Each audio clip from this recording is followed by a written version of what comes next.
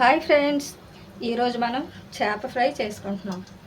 ముందుగా చేపలోని అల్లం వెల్లుల్లి పేస్ట్, ఉప్పు, కారం, కాస్త మిరియాల పొడి వేసుకొని శుభ్రంగా కలుపుకొని ఒక అరగంట పాటు పక్కన పెట్టుకున్నాం. అరగంట తర్వాత ఇప్పుడు ప్యాన్ పెట్టుకొని ఆయిల్ పోసుకొని ఈ ముక్కల్ని ఇప్పుడు ఇందులో వేసుకొని వేయించుకుందాం. మంటని మీడియంలో పెట్టుకొని వేయించుకోండి.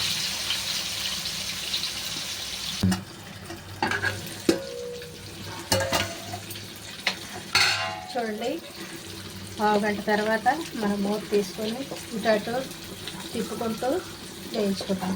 ఇప్పుడు ఇది దగ్గర అయిపోయిందండి. ఇందులోని ఒక రెమ్మ కరివేపాకు వేసుకొని కలుపుకుంటున్నాను.